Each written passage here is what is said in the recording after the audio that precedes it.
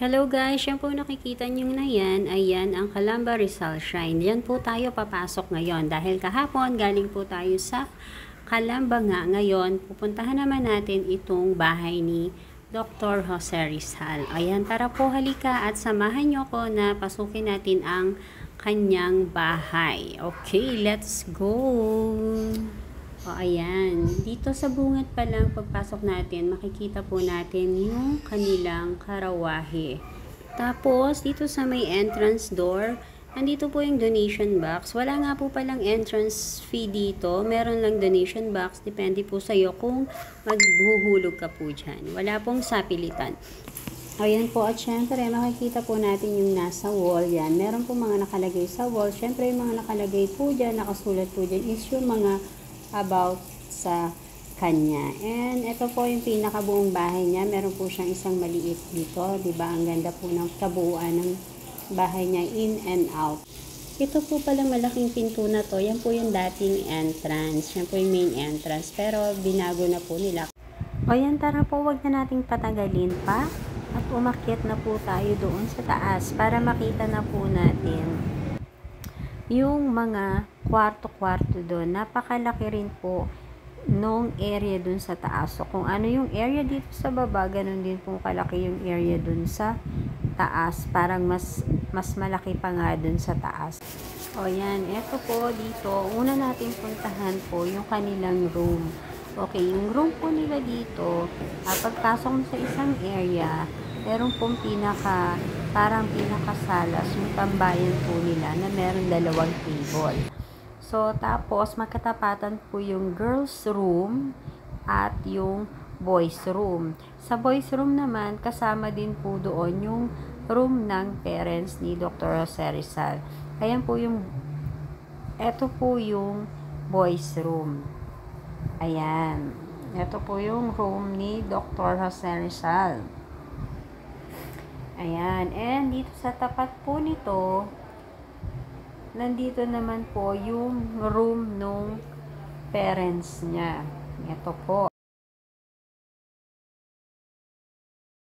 Diba ang ganda nung nung kama nila, no? Ang laki. Diba? O yan. Tapos naman po, yung kabila, yung tapat naman po, ayan. Paglabas po ulit natin dito, okay, dun sa may parang pinto, dun, tapat naman po nun, ay yung sa girls room naman. Ayan. Ito na po yung girls room. O yan, ang ganda rin nung kanilang bed, no? Yung deck nila. Tapos, paglabas naman po natin dito, ito po yung formal dining area po nila. Ito dito. Ayan. Ang laki, ang lawak. At tapos, meron pa po silang family dining area. Ayan, dito po sila. Ayan, ito po yung family dining area nila. And sa bandang kanan pa po dito,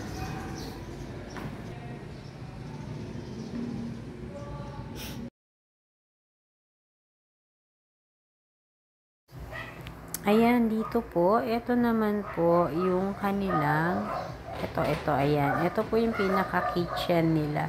Ayan, o, tinan nyo, meron pa silang yung plancha na diuling. Meron din kami niyan dati, kaso nawala na.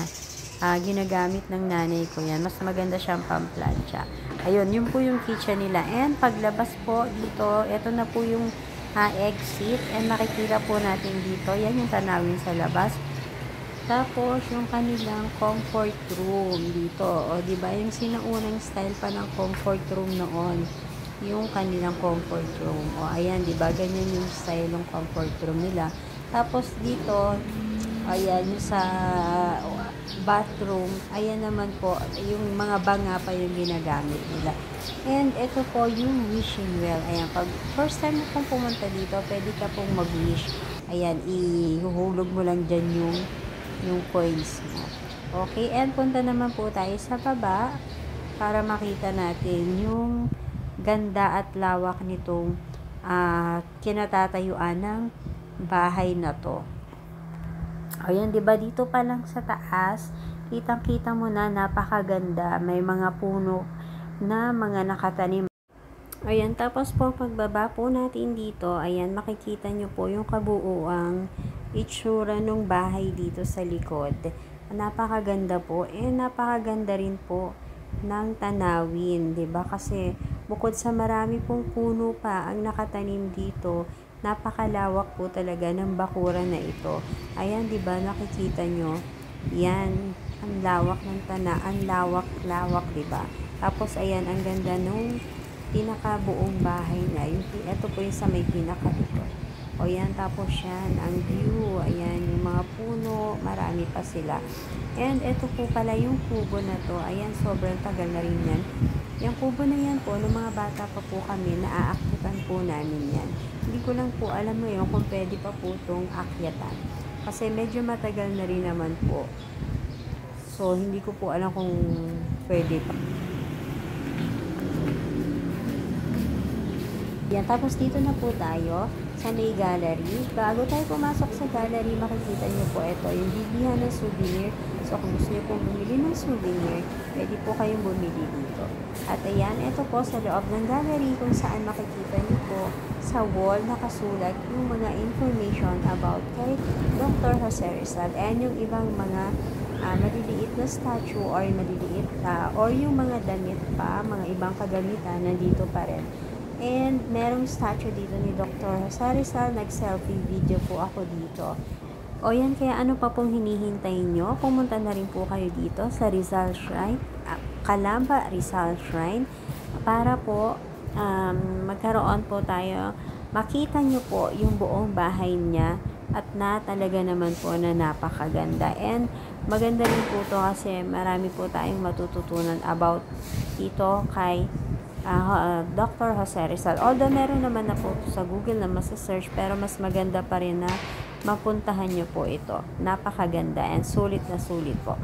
And ayan po guys, sana po pakitapos po ng buong video na to. Paki-comment na rin po, comment, react, and kung pwede po paki-share na rin po nitong video, and sana po pakitapos po yung ads. Don't skip the ads please. Salamat ng marami.